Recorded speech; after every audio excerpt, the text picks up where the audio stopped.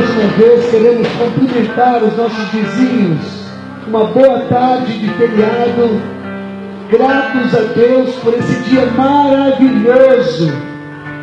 Esse dia ensolarado, refrigerado, com essa brisa extraordinária, com essas nuvens que desenham o céu de maneira única, como nunca, jamais foi desenhado.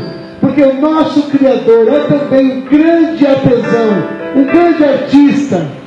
E eu quero convidar vocês, nossos vizinhos, a participarem deste momento especial também de ministração do Evangelho de Jesus Cristo. Eu quero acreditar que todos os que me ouvem já ouviram falar em algum momento das suas vidas acerca do Evangelho. O Evangelho é uma palavra grega que traduz boas novas. Boas notícias. Nós somos portadores de boas notícias para os nossos vizinhos. As mesmas boas notícias que o anjo deu aos pastores de Belém. As boas notícias são essas: nasceu em Belém o Cristo, o Salvador, aquele que há de salvar o seu povo dos seus pecados. Essa mensagem ecoa ainda antes mesmo que Jesus houvesse nascido, porque Deus amou o mundo de tal maneira que deu o seu único Filho, para que todo aquele que nele crê não pereça, não morra, mas tenha a vida eterna. Essa é realmente uma verdadeira história de amor. Deus amou o mundo de tal maneira. Eu quero convidar você que tem uma Bíblia em sua casa. Por favor, se aproxime da sua Bíblia, tome essa Bíblia em suas mãos e abra comigo. Abra comigo a sua Bíblia, por favor.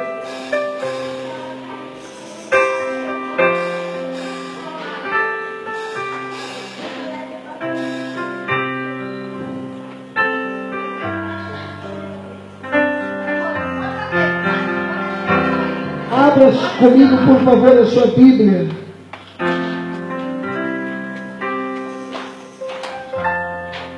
Em João, Evangelho de João, capítulo 3.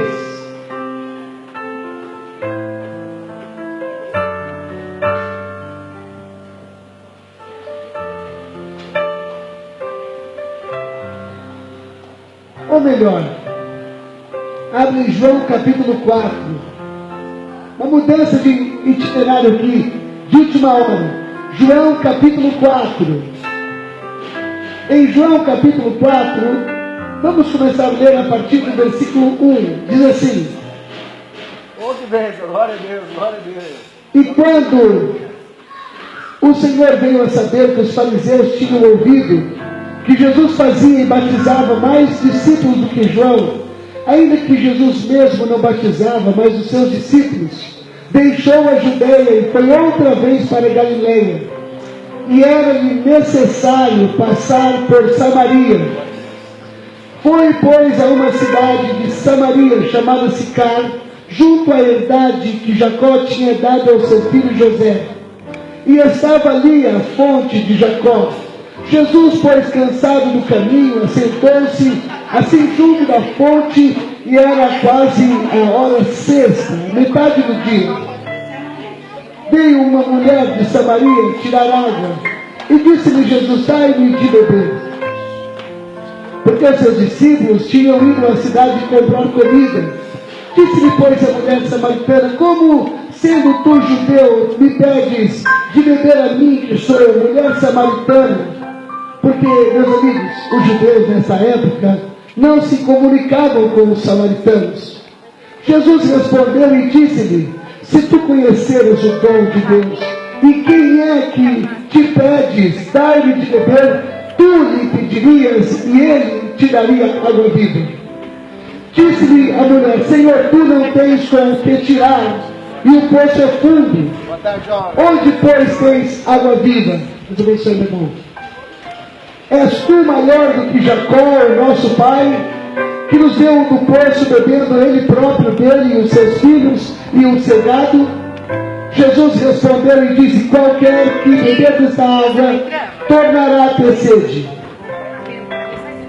Mas aquele que beber da água que eu lhe der nunca terá sede, porque a água que eu lhe der se fará nele uma fonte de água viva a jorrar para a vida eterna. Disse-lhe a mulher: Senhor, dai-me desta água, para que eu não mais tenha sede e venha aqui tirá-la. Disse-lhe Jesus: vai, chama o teu marido e vem cá. A mulher respondeu e disse: não tenho marido, Senhor. Disse-lhe Jesus: disseste bem, não tenho marido, porque tiveste 5 maridos, e o que agora tens não é teu marido. Isto disseste com verdade. Disse-lhe a mulher: Senhor, vejo que és profeta. Os nossos pais adoraram neste monte, vós dizeis que é em Jerusalém o lugar onde devemos adorar. Disse-lhe Jesus: mulher, crês-me que a hora vem em que nem neste monte e nem em Jerusalém adoraremos o Pai. Vós adorais o que não sabeis. Nós adoramos o que sabemos, porque a salvação vem dos judeus. Mas a hora vem, e agora é, em que os verdadeiros adoradores adorarão o Pai em espírito e em verdade. Pois o Pai é espírito e importa que os que o adorem em espírito e em verdade. A mulher disse: eu sei que és o Messias, que se chama o Cristo. Vem quando ele vier e nos anunciará tudo. Jesus lhe disse: eu sou. Eu é quem falo contigo.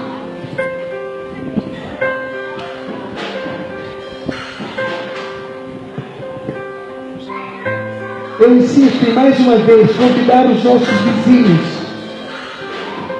a se aproximarem das suas portas, a se aproximarem das suas janelas. O que estamos fazendo aqui essa tarde de feriado, de carnaval, é algo absolutamente antigo. Isso é repetido gradativamente, paulatinamente, em vários lugares do mundo, desde que Jesus veio. Jesus disse: ide e pregai o Evangelho a toda criatura. Todos aqueles que creem nessa mensagem do Evangelho serão salvos. Quem não crê será condenado. E de diversas formas e por meio de vários canais, nós cristãos evangélicos temos tentado proliferar essa mensagem. A mensagem da salvação em Cristo, mas a mensagem da condenação por meio do pecado. É uma dúbia mensagem. Jesus disse: quem crer e for batizado será salvo. É uma afirmação da qual Cristo pode garantir. Mas ele disse: quem não crer será condenado. Quando nós evangélicos falamos de salvação, estamos falando disso. Estamos falando da salvação dos pecados. Toda alma que pecar segundo as Escrituras, essa morrerá. Pois o salário do pecado é a morte, e o dom gratuito de Deus é a vida eterna. Tendo feito essa breve introdução e dito que o que estamos fazendo aqui esta tarde não é novo, absolutamente não é novo, é algo antigo. E eu posso afirmar que tem alguém agora, em outro hemisfério, em outro continente, fazendo exatamente a mesma coisa, de maneira igual e diferente.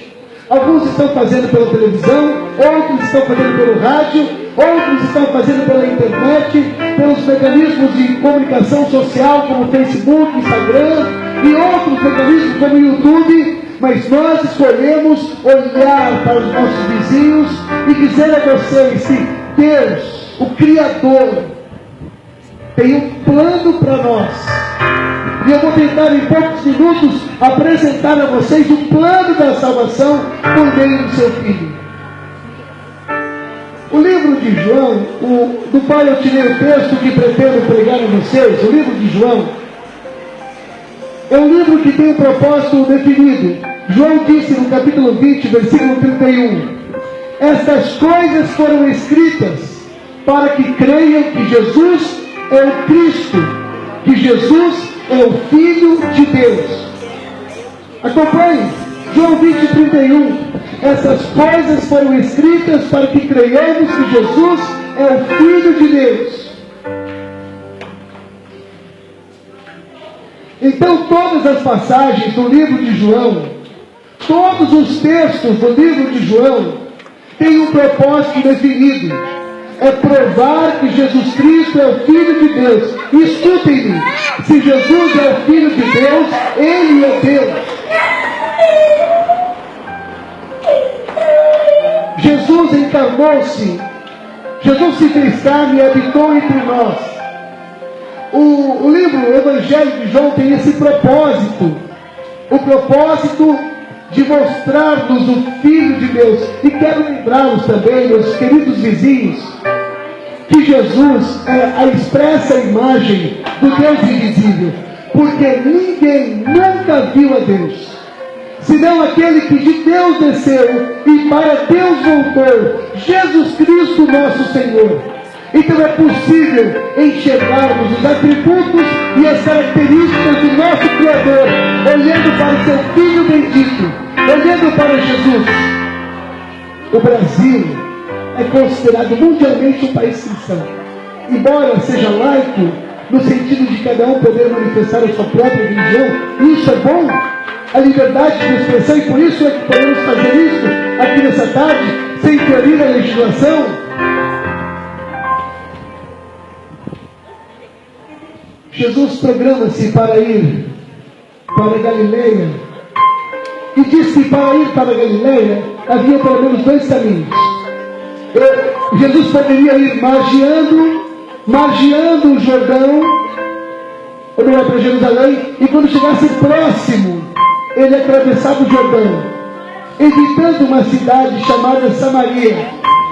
Os judeus há muito tempo já tinham uma grande rixa com os samaritanos, e eles não se comunicavam, era um povo que não se dava. É muito semelhante essas rixas de torcida, sabe?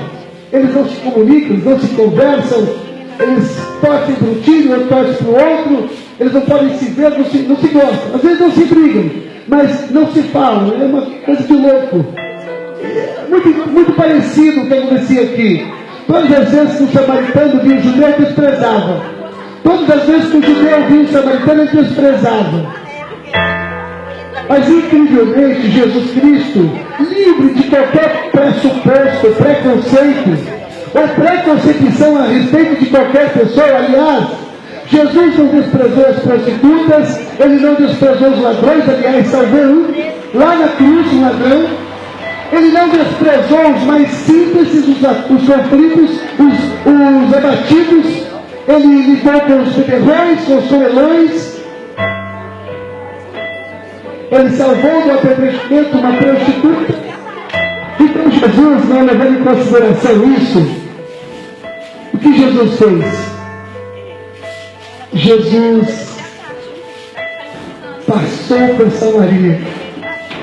O versículo 4 do capítulo 4 diz: era-lhe necessário passar por Jerusalém. Jesus fez o caminho mais difícil para que nós pudéssemos ter vida. Jesus fez o caminho mais complicado para que nós pudéssemos ter vida. O nosso Criador, meus irmãos, não tem qualquer necessidade, nenhum tipo de necessidade. As necessidades estão no nosso campo de visão e de ação. Deus não tem qualquer tipo de necessidade. Ele poderia ter nos desintegrado, nos eliminado, nos fulminado e nos feito de novo. Aliás, Ele é Deus, mas Ele não quis fazer assim. Como Jesus, que teve que passar por Samaria para pregar a sua palavra a uma mulher, e essa mulher levar a sua palavra a outros da sua cidadela, Deus também preferiu um caminho difícil que demonstrasse o seu amor para conosco. Ele enviou o seu Filho ao mundo para nos salvar. A Bíblia diz que Jesus, cansado do caminho, para em um poço numa vila chamada Sicar. E lá havia um poço já muito antigo, da herdade de Jacó. Ele havia alimentado os seus filhos, a sua família, os seus rebanhos, e havia deixado ali aquele poço.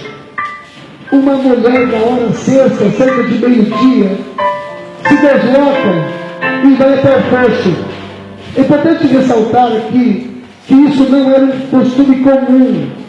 As mulheres ou iam muito cedo ao poço, ou muito tarde, em função do escaldante sol do Oriente Médio. Mas essa mulher tinha algum problema. Um problema com as outras pessoas. Ela não gostaria de ser vista. Ela tinha um problema de relacionamentos. Nós vamos ver lá no finalzinho que ela tinha 5 maridos. O que tinha não era marido, era demasiado. Os samaritanos, assim como os judeus, levam muito a sério a ideia do casamento, porque o casamento é uma doença bíblica. Com certeza ela sofria algum tipo de preconceito. Então escolheu a hora que nenhuma outra pessoa estaria no poço. Mas ao se aproximar do poço, ela observa que tem um homem sentado. Eu quero imaginar as coisas que devem ter passado pela sua cabeça. Nossa, meu! Puxa vida, a Bíblia não fala, mas estou conjecturando. Puxa vida, eu escolhi esse horário para não encontrar ninguém, tem alguém sentado lá no poço, e agora? Era Jesus. Era Jesus que estava sentado naquele poço. E quando a mulher se aproxima, ela percebe que além de ser uma pessoa, não era um samaritano, era um judeu. Ela falou, para piorar, ainda não é alguém da minha comunidade, é um judeu. E ela se aproxima, Jesus disse, mulher, dá-me de beber, por favor. Estou cansado da viagem, estou com muita sede, preciso tomar água. E a mulher disse, como assim, tomar água? Você não está percebendo? Eu sou um samaritana. E você é judeu. Esse é um problema que atinge ainda hoje os nossos dias, o preconceito, a preconcepção. Alguns são preconceituosos com relação à raça, com relação à cor, com relação ao poder aquisitivo, à classe social, ao bairro onde mora. Mas Jesus quebra e despedaça todo o preconceito. A mulher disse, eu não posso lhe dar de beber, porque você é judeu e eu sou samaritana. Jesus disse assim, mulher, se você conhecesse o dom de Deus, se você conhecesse o dom de Deus, quem é que te pede de beber? Você pediria para mim, e eu te daria água viva, pois qualquer um que beber dessa fonte, a fonte de Jacó, tornará a ter sede, mas aquele que beber da água que eu lhe der, nascerá dentro de si uma fonte nessa parte.